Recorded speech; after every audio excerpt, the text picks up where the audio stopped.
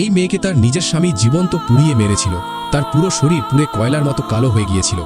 তাই এখন স্বামীর উপর প্রতিশোধ নেওয়ার জন্য সেই নারী টানা ৮১ দিন এক ভয়ঙ্কর কালো জাদুর সাধনা করে তার পুড়ে যাওয়া মুখকে বদলে ফেলে অপূর্ব সুন্দর এক চেহারায়। এমন সৌন্দর্য যার সঙ্গে কারো তুলনা চলে না। কিন্তু শুধু সুন্দর মুখই যথেষ্ট ছিল না, তার দরকার ছিল এমন এক আকর্ষণ ও মোহনীয়তা যা যে কোনো রাজার হৃদয় জয় করতে পারে।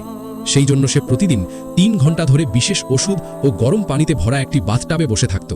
সেই ওষুধগুলো তার পুড়ে যাওয়া শরীরে এমন যন্ত্রণা সৃষ্টি করত যেন জীবিত কোনো মানুষকে ফুটন্ত অ্যাসিডের মধ্যে ছুড়ে দেওয়া হয়েছে। যদি কেউ এই যন্ত্রণা ৪৯ দিন সহ্য করতে পারে তাহলে তার ত্বক বরফের মতো ঝকঝক করতে শুরু করে এবং তার শরীর থেকে এমন এক সুগন্ধ বের হয় যা যে কাউকে পাগল করে দিতে পারে।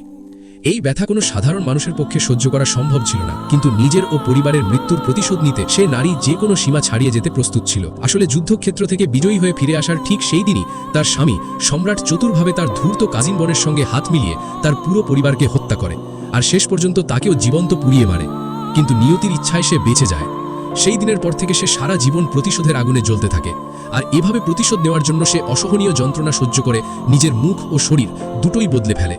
অবশেষে সে পৃথিবীর সবচেয়ে সুন্দরী নারী হয়ে ওঠে। এখন নতুন মুখ ও নতুন পরিচয় নিয়ে সে রাজপ্রাসাদে ফিরে আসার সিদ্ধান্ত নেয়। তার সেই কাজিন, যে এখন রানী হয়েছে, যখন শোনে যে পৃথিবীর সবচেয়ে সুন্দরী এক নারী প্রাসাদে আসছে, তখন সে ঈর্ষায় জ্বলে ওঠে এবং গোপনে তাকে শায়েস্তা করার পরিকল্পনা করতে থাকে। কিন্তু সে জানে না এবার সে নিজেই এবং সম্রাট দুজনেই নিজেদের পাতা ফাঁদে ধরা পড়তে যাচ্ছে। এখন প্রশ্ন হলো, এই নারী কিভাবে তার স্বামী ও সেই ধূর্ত কাজিনের ওপর প্রতিশোধ নেবে? জানতে চাইলে এই ভিডিওতে লাইক করো, চ্যানেলটা সাবস্ক্রাইব করে পার্ট 2 লিখো।